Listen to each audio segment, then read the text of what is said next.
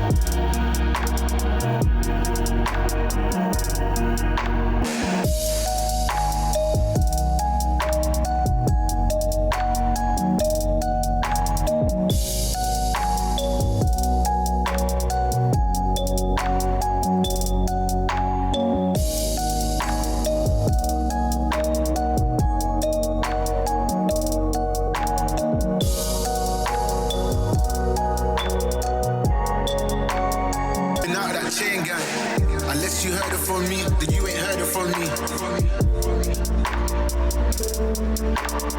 Organ, old man, old school, young jam, all black, MZ, still screaming out that chain gang.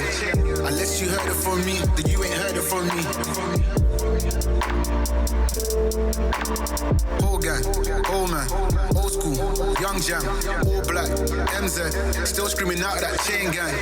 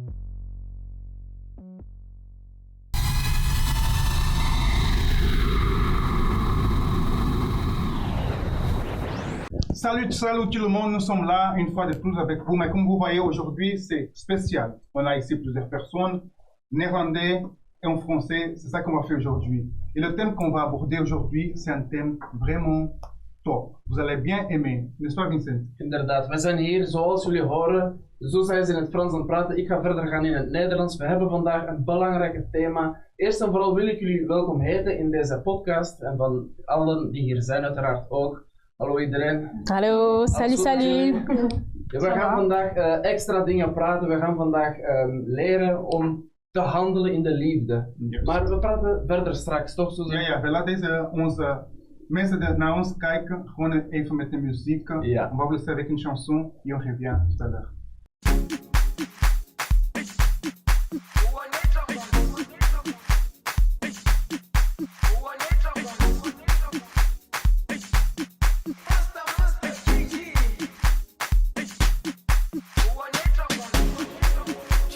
Jerusalema ikhaya lami ilondoloze uhambe nami zungangishilana Jerusalema ikhaya lami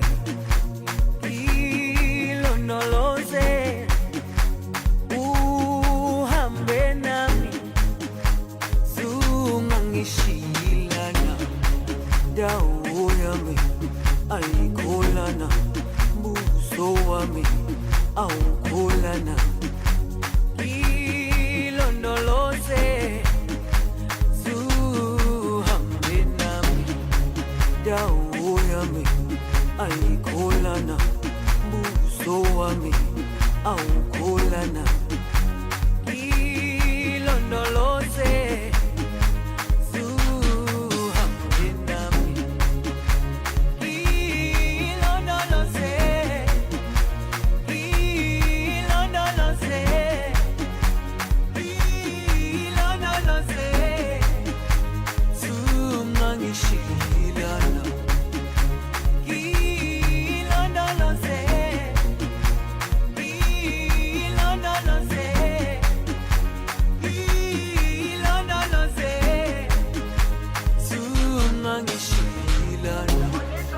dawo yami ayikholana buso wami awukholana ilondoloze zuhambe nami dawo yami ayikholana buso wami awukholana ilondoloze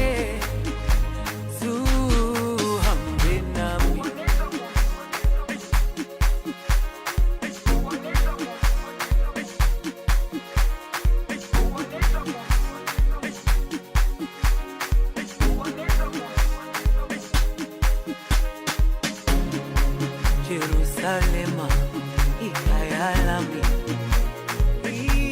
ilondoloze uhambe nami zungangishilana Jerusalema ikhaya lami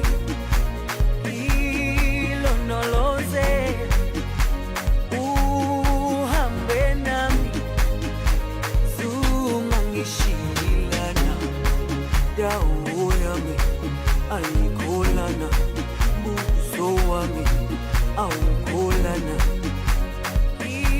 ilondoloze zuhambe nami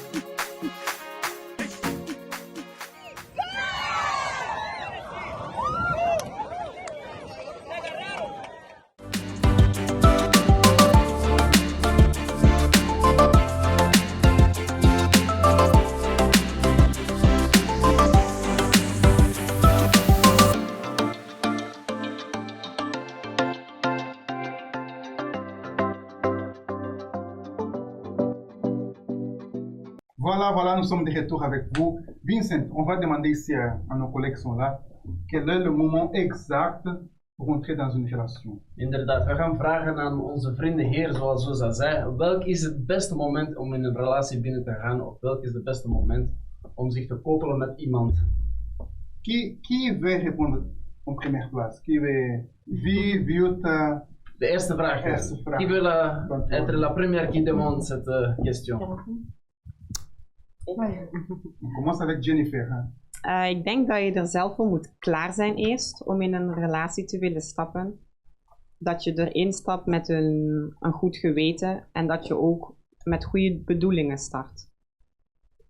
Dat is waar. Een goed geweten is heel belangrijk, omdat, zoals ze zegt, een goed geweten hebben is hier binnen je hoofd te zeggen van oké, ik ben bewust van wat ik aan het doen ben en hoe de situatie aan het lopen is in een relatie. La personne doit être sûre, elle doit savoir ce qu'elle veut. Parce qu'elle doit savoir qu'est-ce que c'est une relation en fait, avant de se mettre en couple avec quelqu'un. Est-ce qu'il y a quelqu'un qui veut parler aussi, une autre chose ici? Moi, je voudrais rebondir sur ce que Jennifer a dit. C'est vrai, il faut être sûr, savoir ce qu'on veut. Sauf que certains pensent savoir ce qu'ils veulent quand ils ont 14 ans. Je dis pas que ceux qui ont 14 ans, 15 ans ne savent rien, c'est pas vrai. Il y a des jeunes qui sont aussi très matures. Mais à chaque étape de la vie, on évolue, on se cherche. Et il y a beaucoup de facteurs qui font qu'on est prêt ou pas encore, tu vois. Donc, il faut être, comme Jennifer a dit, il faut être sûr de ce qu'on fait et de ses intentions. Mais je pense qu'il faut aussi prendre en compte sa stabilité et tout ce qui est, je sais pas moi, les études, on travaille pas encore ou on n'est pas encore sûr de pouvoir fonder quelque chose. Parce qu'une relation, c'est pas seulement se mettre avec quelqu'un, c'est aussi construire des choses. Et parfois, on n'a aucun outil pour construire quoi que ce soit et on veut se lancer dans quelque chose dont on n'a pas les capacités. La personne doit être d'abord sûre qu'elle doit être prête pour une relation en fait. Elle doit savoir pourquoi elle veut entrer dans cette relation. Waarom ze deze relatie binnen wil gaan. Et qu'est-ce qu'elle doit avoir en fait. Parce que comme tu as dit, c'est pas seulement je vais me mettre en couple. Non, est-ce à la condition. Maar dat is makkelijk. Dat is juist te makkelijk. Zij was dus aan het zeggen dat het eigenlijk, je moet kunnen zorgen toch?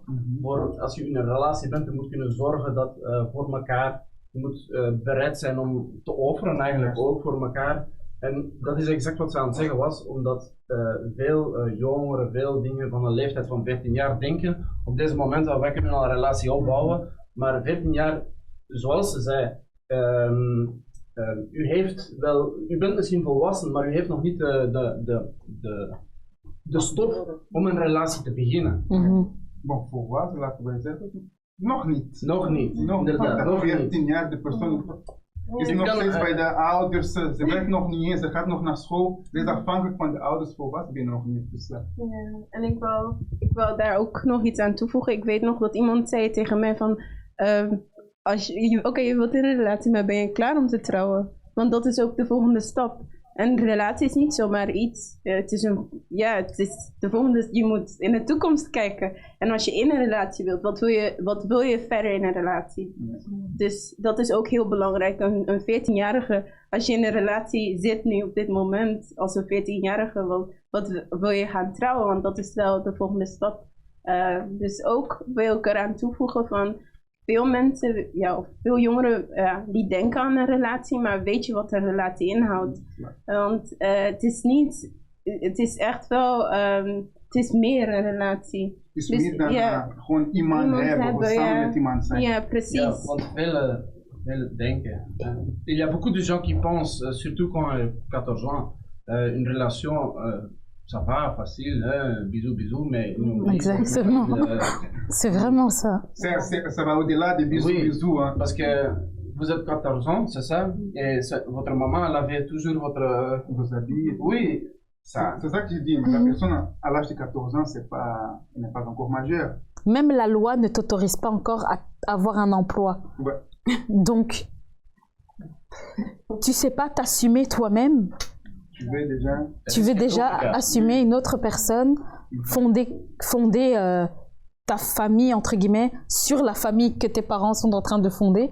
Je veux dire, c'est toutes des choses qui doivent en fait rentrer en compte quand on fait ce genre de projet. Mais on a quelqu'un ici qui est caché. Vous avez vu quelqu'un qui est caché ici? Ah oui, bien sûr. Il y a quelqu'un là qui... Oui, je ne peux pas cacher là avec Esther. Er is iemand zich aan het verbergen daar. On ne t'a pas encore écouté, Esther. Je ne me cache pas, j'écoute. Donc voilà.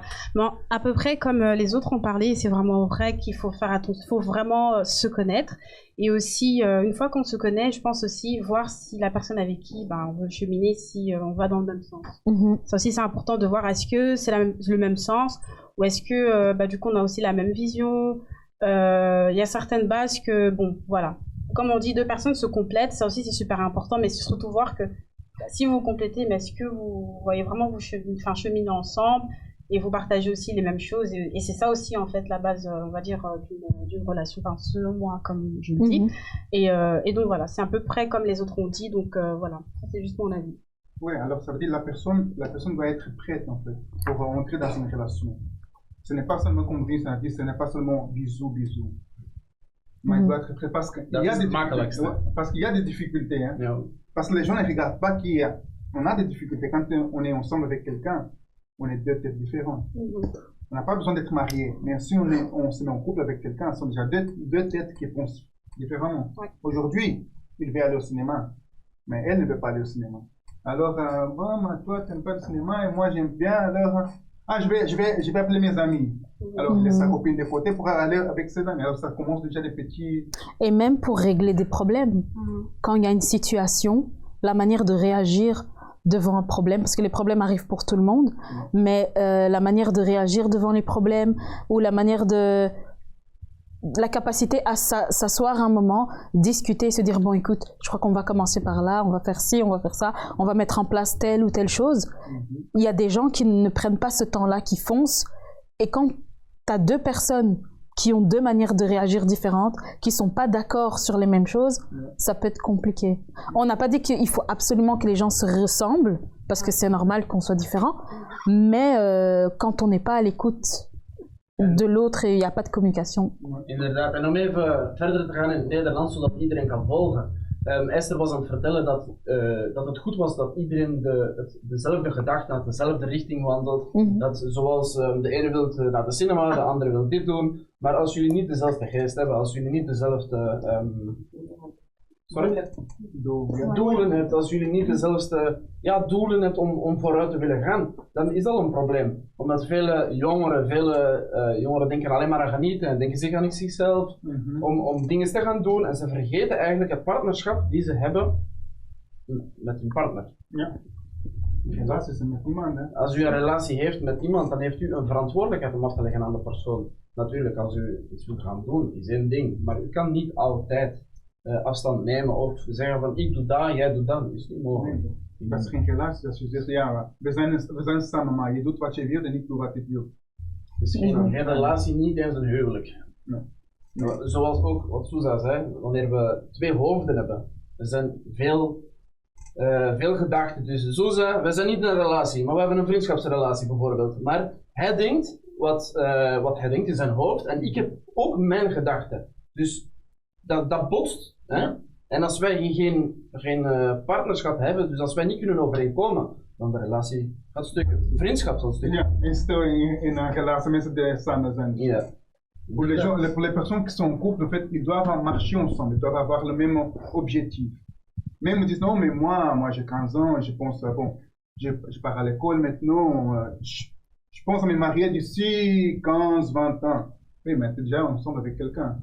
Vous faites quoi d'abord? C'est ça. Vous n'allez pas vous regarder dans le blanc des yeux pendant 15 ans, oui, à un moment donné. Oui. Pendant 15 ans, on va se regarder. C'est ça. Het is ook om eigenlijk niet je tijd te verspillen ook. Want misschien zit je in een relatie of wil je aan een relatie beginnen, maar je weet eigenlijk dat het je niks zal opbrengen. Dat je misschien zelfs geen toekomst ziet, dat je zegt ja, ik ben gewoon samen en we zien wel. Dus ook verspil gewoon ook geen tijd en energie aan iemand dat je weet, of geef de persoon ook geen valse hoop. Valse hoop, terwijl dat je van jezelf weet dat je daar nog niet gaat geraken of dat je op dat niveau nog niet wil zijn. En wees gewoon eerlijk met elkaar, zoals we praten over communiceren, maar communiceren in alles. Over wat je denkt, over hoe dat je toekomst ziet. Het is eigenlijk een heel pakket eigenlijk. Ja, over alle onderdelen.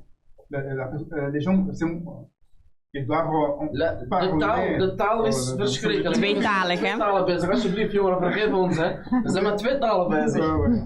Ils doivent se communiquer. Communiquer. Communiquer. Mhm. Oh, merci. Voilà. Ils doivent avoir le même but, le même objectif. Sinon, ça va pas aller. Ça, c'est le départ, ça doit être ça. Les deux doivent avoir le même objectif. Bon, comme j'ai dit tout à l'heure, je pense me marier d'ici 15 ans. Et toi aussi? Non, moi, d'ici 10 ans. Alors, ça va pas aller.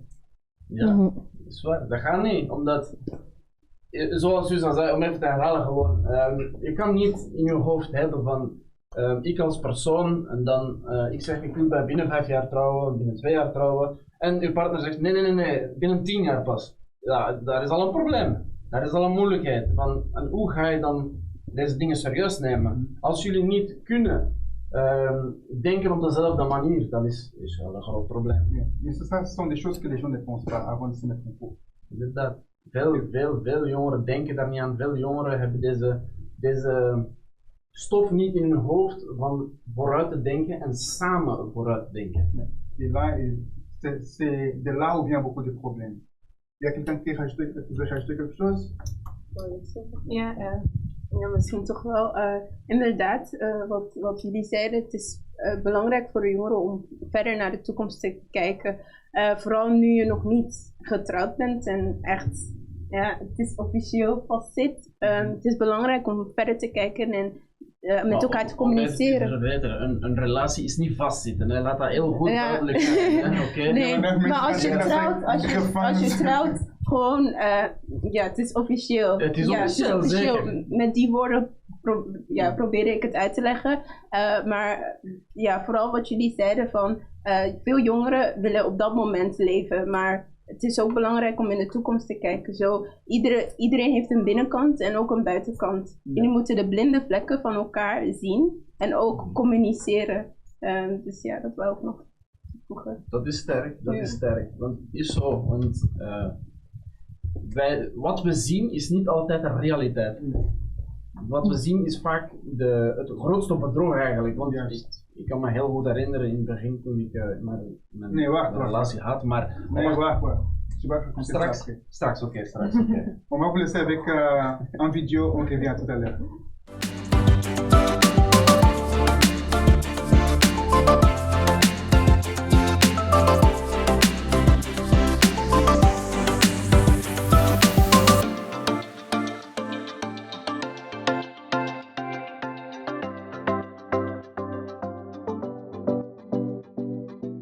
Bonjour, je m'appelle Josaphat. Bonjour, je m'appelle Marilyn. Ça fait 9 ans que je suis au centre d'accueil universel. Et avant d'arriver, j'étais une jeune qui était très problématique. J'ai grandi dans un foyer très violent. Mes parents se disputaient, ont divorcé par la suite. Et du coup, ça a créé une grande haine à l'intérieur de moi. J'ai grandi avec une haine, ce qui fait que, arrivé à l'école, j'avais un problème avec l'autorité. Je ne supportais pas qu'on me dise quoi faire. Et donc, du coup, ça a engendré des problèmes scolaires. J'étais expulsée, j'ai redoublé. J'additionnais, en fait, de l'insolence parce que j'avais ce problème à la maison. Et c'est en arrivant au centre d'accueil universel, au groupe jeune, que j'ai su ce qu'il y avait à l'intérieur de moi et que j'ai pu le travailler. Et en investissant en moi, j'ai pu demander pardon à mon père, demander pardon à mes proches, parce que je voyais que c'était vraiment ce qui m'empêchait d'avancer spirituellement. Cette haine qui était là et qui était en train vraiment de m'étouffer finalement. Et du coup, ça a été long, ça a été un processus vraiment, mais j'ai pu demander pardon à mon père et à ce moment-là, j'ai vraiment été libérée. C'est comme un poids qui est sorti de mes épaules et à ce moment-là, je me suis baptisée dans les eaux et j'ai pu avancer spirituellement parlant. J'avais aussi beaucoup d'amitiés qui m'empêchaient d'avancer. Je fumais à l'époque avec mes amis. Et du coup, j'étais vraiment attachée à ces personnes-là. Mais pareil, en investissant dans ma vie spirituelle, j'ai vu la nécessité de m'en éloigner. Et à ce moment-là, j'ai pu, lors d'un jeûne de Daniel, être baptisée du Saint-Esprit. Ça a vraiment été un investissement profond où j'ai dû vraiment m'analyser, vraiment me concentrer uniquement sur la parole de Dieu. À force, j'étais à l'église, j'avais déjà quelques années d'église, mais je voyais que je m'étais un petit peu éloignée de Dieu. Et là, j'ai tout recommencé. Je suis repartie de zéro et dans cette campagne d'Israël-là, j'ai vraiment tout donné. J'ai tout donné pour vraiment recommencer tout avec Dieu. Et là, vraiment, ça a vraiment été un recommencement où spirituellement, j'ai pu évoluer et avancer dans la présence de Dieu. En arrivant au centre d'accueil universel, j'étais un jeune perdu, vicié et avec beaucoup d'addictions et également beaucoup de problèmes familiaux. Je sors d'une famille où je m'entendais pas avec mes parents, ça marchait pas avec mes frères et sœurs, des liens familiaux qui étaient brisés et donc du coup ça m'a amené à engendrer des problèmes à l'intérieur de moi. je me sentais vide, je me sentais seul, je me sentais pas compris. Et à cause de ça, j'ai commencé à faire des choses que je faisais pas. Aller en boîte de nuit, à boire de l'alcool, à fréquenter beaucoup de femmes. Et moi, je pensais justement que c'était des choses qui allaient m'aider à vaincre toutes ces situations-là. Mais au contraire, ça m'a pas aidé, ça a encore empiré plus les problèmes. Donc, je suis arrivé à l'église un mercredi soir et j'ai participé à la chaîne de prière où j'ai appris en fait à développer ma vie avec Dieu. Et également, ce jour-là, je me rappelle que j'ai pris une décision qui était très importante parce qu'à partir de là, j'ai compris que j'étais pas un cas perdu et qu'il reste encore une opportunité pour moi. Donc, je me rappelle que en décembre 2015, j'ai participé à ma première campagne d'Israël et je me rappelle que que Dieu m'avait parlé et que je devais sacrifier pour ma vie spirituelle. Et voilà, c'était la lutte. Prière, jeûne, méditation. J'ai sacrifié les amitiés, j'ai sacrifié mon ego, mon orgueil, ce que j'étais, et j'ai tout déposé sur l'autel. Et c'est là que j'ai été complètement lavé, que j'ai eu ma rencontre avec Dieu. Quelque temps après, je crois qu'on était dans le jeûne de Daniel à cette époque-là. J'ai aussi reçu le Saint-Esprit un dimanche à la réunion de 18h, et c'est là que tout a commencé à avancer. J'ai eu mes diplômes avec des mentions. J'ai pu faire les diplômes, l'école supérieure que je voulais faire, toujours en agissant par la foi. Tout ce que j'ai eu, je l'ai jamais eu toute seule. Ça a vraiment été toujours en ayant une alliance avec Dieu. Et Dieu m'a montré à travers ça qu'il prenait soin de ma vie professionnelle, de ma vie physique ici, parce que justement j'avais cette alliance avec lui. Parce que oui, je faisais les campagnes d'Israël pour ce domaine-là, mais je n'oubliais jamais ma vie spirituelle. Et par la suite, Dieu a pu honorer. J'ai sacrifié pour ma vie sentimentale parce que justement, j'ai grandi dans un foyer où c'était le divorce. Dans ma famille, il n'y avait aucun mariage, je n'avais jamais eu de mariage. Et du coup, j'avais pas de repère. Et là, c'est en participant à la chaîne de prière du jeudi, à la thérapie de l'amour, que j'ai vraiment reçu tous les enseignements de base. Et j'ai fait une campagne d'Israël pour ma vie sentimentale. Ma prière, c'était vraiment, je voulais pas juste être en couple comme ça, juste pour être en couple. Je voulais vraiment avoir la bénédiction. Et j'étais prêt à attendre le temps qu'il fallait pour avoir cette bénédiction. Et la bénédiction est arrivée. Lorsque j'ai commencé à investir dans ma vie sentimentale, j'ai pris une attitude de foi en commençant à participer à la thérapie de l'amour tous les jeudis où j'apprenais à développer l'amour intelligent. Moi, j'étais quelqu'un qui regardait beaucoup l'extérieur sans le vouloir. On dit des fois qu'on n'est pas comme ça, mais c'est comme ça que j'étais. Mais le plus important, ça a été sur le plan spirituel, où j'ai vraiment appris à me détacher, à laisser Dieu au contrôle de la situation. Et c'est là qu'après Dieu m'a ouvert les yeux et que j'ai commencé à voir ma future épouse. On avait ce projet-là de se marier. Lorsqu'on a discuté, on a vu que voilà, nos deux pensées s'accordaient, on avait les mêmes objectifs. On a commencé à préparer le mariage. Et là, les luttes se sont soulevées. Mais même comme ça, on n'a jamais cessé de mettre Dieu devant. La situation du pays était compliquée. On savait pas ce qu'on pouvait ne pas faire, ce qu'on pouvait et ce qu'on ne pouvait pas faire.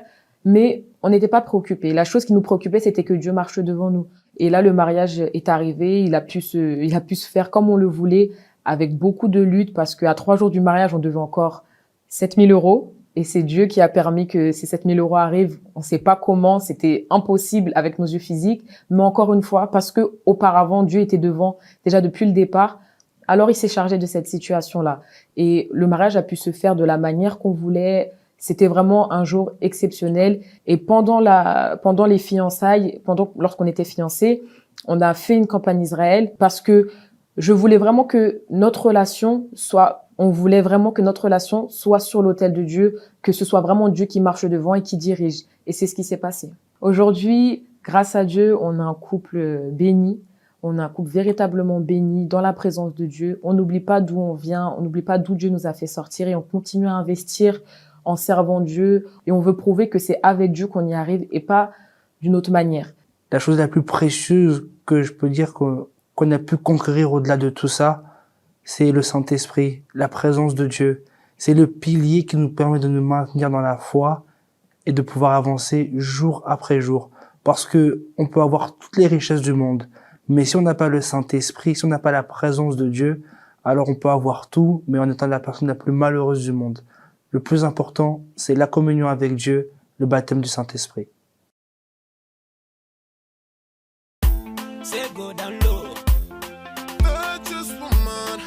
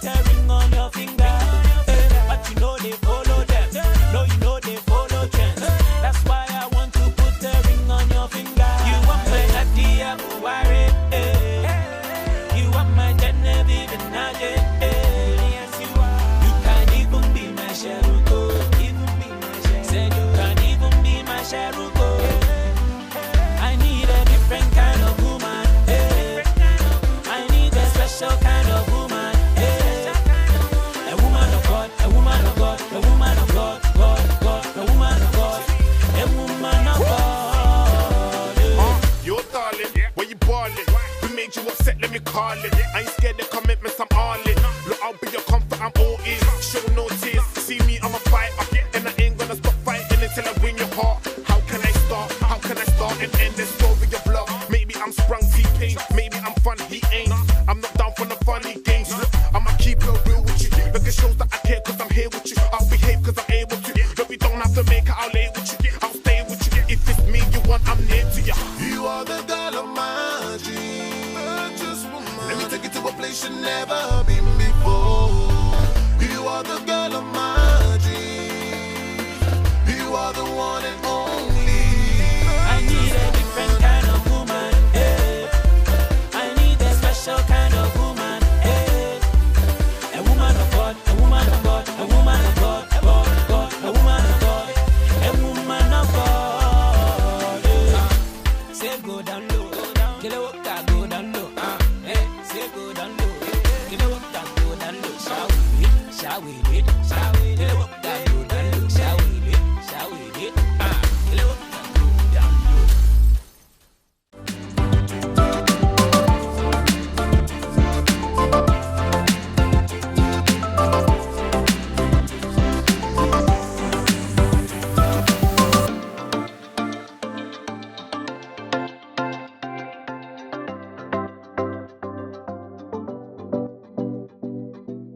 Maar oké, we zijn terug na deze korte pauze. Ik hoop dat jullie genoten hebben van de pauze. Maar vergeet niet, ik wil even iets aan toevoegen om te liken deze podcast. Om te delen deze podcast. Duw op het belletje, wat via Instagram, wat via Facebook, wat op YouTube. Alsjeblieft, deze podcast, het is niet alleen voor u, het is voor iedereen en om iedereen te helpen. Want we zijn hier tenslotte allemaal, ieder van ons heeft zijn verhaal om te delen. Toch Suzanne? Ja, nous sommes ensemble mélangés en plus. Ja. Iedereen heeft zijn eigen verhaal om te delen. On va partager nos histoires. On va commencer avec Jennifer. Elle a un truc à nous parler. Jennifer, je vais te poser la question.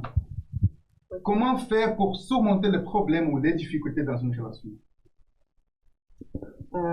Qu'est-ce que tu as dit à ces gens qui Ah ja, nous dat wou regardent? ik vragen, Nederlands of Frans, want ik kan Tu alle vas twee. Tu peux parler en français si tu veux. Hein? D'abord, on ne peut pas éviter des problèmes dans une relation. We kunnen de problemen in een relatie niet vermijden, want ze zullen altijd komen. Maar het ding is, als ze komen, wat doe je dan? Je fouten erkennen. Ik was een persoon die daar niet makkelijk over mezelf heb gesproken, die dat erkende. Dus ik weet dat dat al een probleem is als je dat niet doet. En ja, je moet de oplossing zoeken en vooral als je een probleem hebt, de wortel zoeken. Van waar komt het vandaan? Oké, we hebben ruzie, we hebben dit probleem, maar hoe is het begonnen? Dat is waar. Dat is een heel sterke opmerking. Dat is echt gaan onderzoeken, want in een relatie, dat is het moeilijkste. Gaan onderzoeken van waar ligt de fout. Ik vooral. Als de fout aan jou ligt. Ja, zeker. Herkennen. On doit chercher la racine du problème. Mais surtout, ça devient plus difficile quand le problème c'est nous. Donc, on doit d'abord reconnaître qu'on a le problème. Et ça c'est un truc que beaucoup de gens ont du mal à faire. En wanneer je de wortel hebt gevonden, dan kan je het vermijden. Of dan kan je weten, oh, we hebben dit al meegemaakt. We weten waar dit naartoe leidt. Dat is het. Is waar. Is een begin. Wanneer we gaan onderzoeken binnen onszelf, wanneer we gaan beginnen denken en we vinden het probleem, dan zijn we koppig of zijn we niet koppig? Gaan we tegen het probleem gaan dat binnen onszelf zit, eerst en vooral?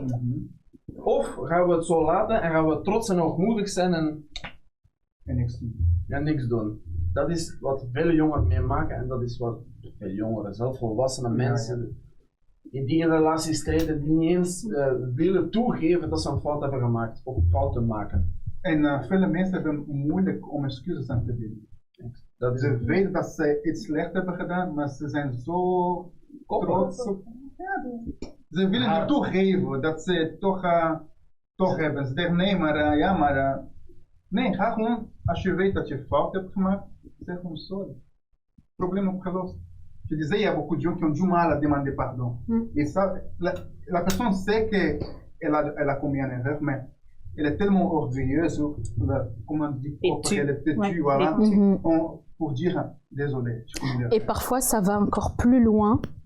Tu as la personne qui est orgueilleuse, qui ne veut pas reconnaître, mais tu as aussi celle qui va culpabiliser l'autre pour une situation qu'elle a provoquée. Ouais. Et là, on rentre dans une situation vraiment toxique. Et c'est l'extrême, tu vois, mais ce sont aussi des choses qui arrivent. Et malheureusement, j'ai remarqué que depuis quelques temps, on voit beaucoup ça chez les jeunes. Tu sais, avant, on entendait, quand on parlait par exemple de violence ou quoi, c'était par exemple des couples qui avaient déjà des enfants et tout. Mais là, on entend parler de violence chez les jeunes, dans des couples, enfin, ou dans... Je trouve ça quand même grave que des jeunes se retrouvent... dans cette situation, avec cette manière de penser, et ça peut être dangereux, parce que quand on a des traumas jeunes, ben, on amène ça dans une relation, dans un mariage, et c'est... Un bagage que la personne, voilà. Un bagage que la personne amène avec. Ouais. Tu veux dire quelque chose? Oui, je veux aussi rebondir sur ce qu'ils ont dit. Moi, je parlerais plus sur l'humilité aussi, être humble. Comme il a dit Zouza, parfois il y a des personnes, ils ont du mal à dire pardon.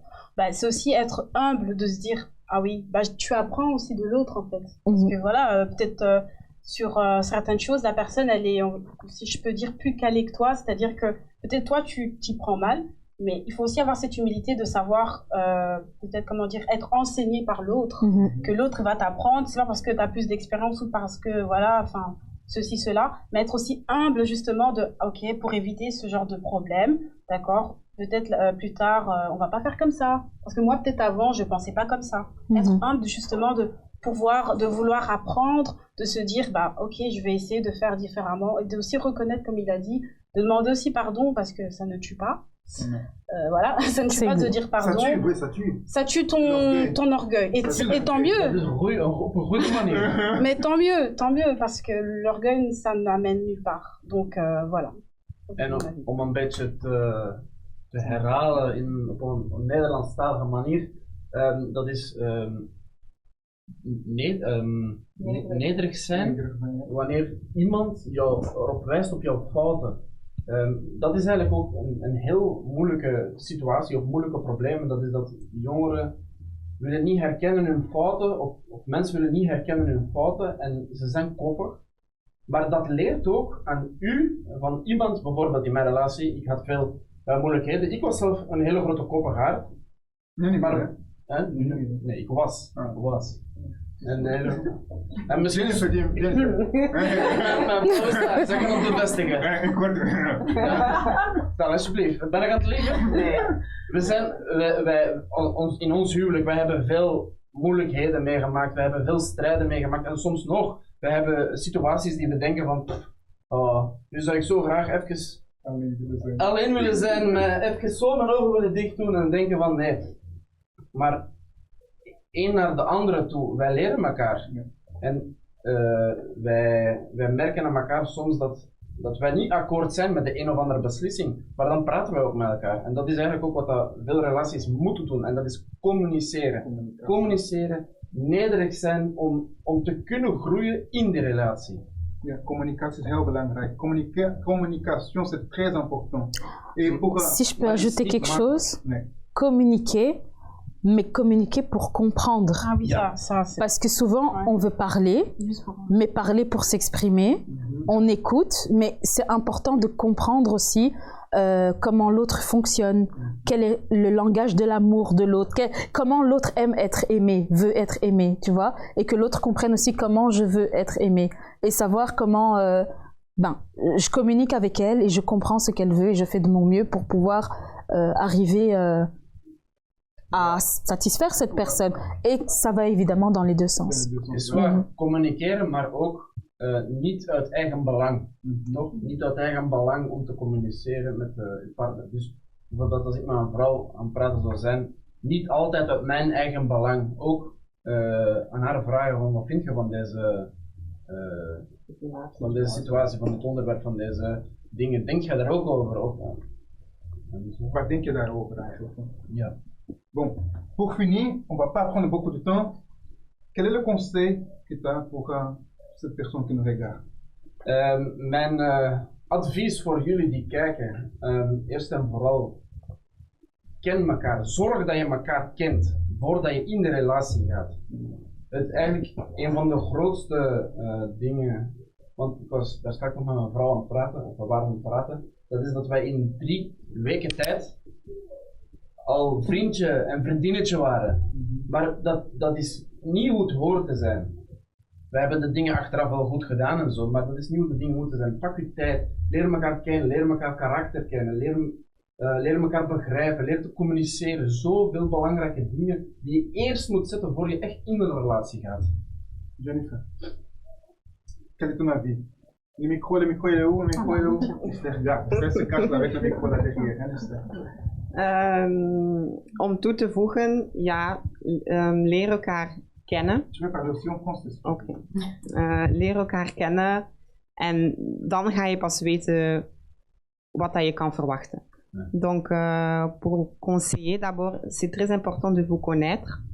Et après ça, tu ne seras pas non plus surprise parce que tu sais, ah, je savais que telle personne était comme ça, il n'aimait pas ça, elle n'aimait pas ça, elle m'avait dit avant qu'on s'est mis ensemble vraiment qu'elle a eu ça dans sa vie. Donc, tu ne vas pas être surpris lorsque vous communiquez et vous parlez ensemble. C'est ça, en fait. Et pour ne pas dire après, ah, mais tu ne m'avais pas dit pourquoi maintenant on se trouve dans cette situation, je ne savais pas. C'est très important de tout dire avant vraiment de vous lancer. Om even aan toe te voegen, wat doe je juist als je verrast wordt? En toch, hè, want wij hebben dit meegemaakt.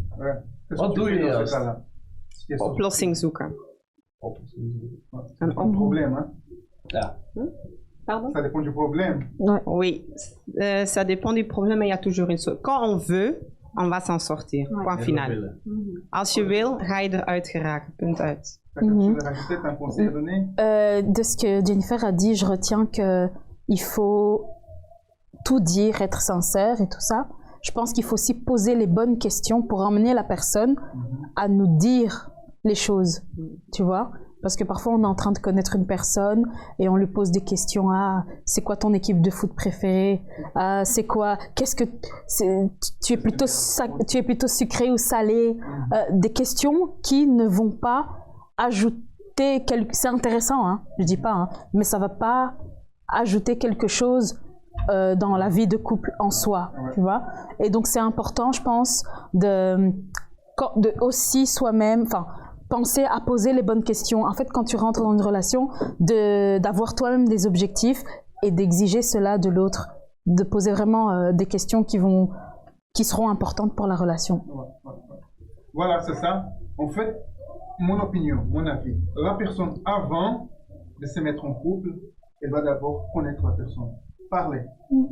Avant de dire, bon, on est ensemble. Parler beaucoup même. Voilà. Parle beaucoup. Il faut d'abord savoir qui est la personne, comme tu as dit. Et se connaître soi-même aussi. Savoir qui est la personne, qu'est-ce que la personne aime, et parler d'elle-même. Parce qu'une fois que tu es en couple, on va commencer à découvrir des choses. Mais si tu as déjà parlé avant, tu n'auras pas de problème. Il y aura des problèmes que vous allez éviter, en fait. Ah, oui, vous n'allez pas venir dire comme ça, ah, mais je ne savais pas. Bien sûr, il y a des choses, parfois, on oublie, parce que peut-être ce n'est pas important, mais parfois c'est important. Oui, parfois ce n'est pas important maintenant, mais après. C'est ça. Alors, avant de se mettre en couple, connaissez la personne. Et une fois que vous êtes en couple, il faut savoir aussi, je vais me mettre en couple avec cette personne. Pourquoi? Pour combien de temps?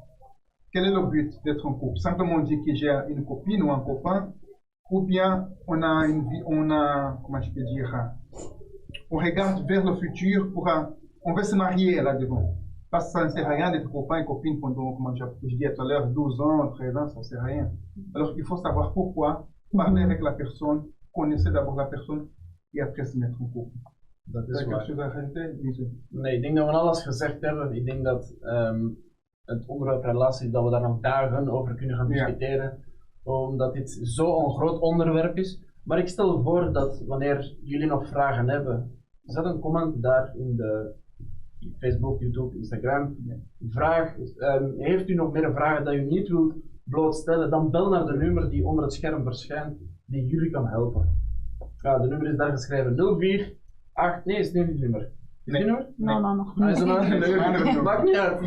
De nummer is sowieso verschijnt hier tijdens deze podcast en u kan bellen, u kan vragen stellen, u kan een sms'je sturen en het zal allemaal privé gebeuren om u te helpen. Et n'oubliez pas de liker, partager l'émission et surtout de nous dire en commentaire ce que vous en avez pensé et de nous partager votre expérience.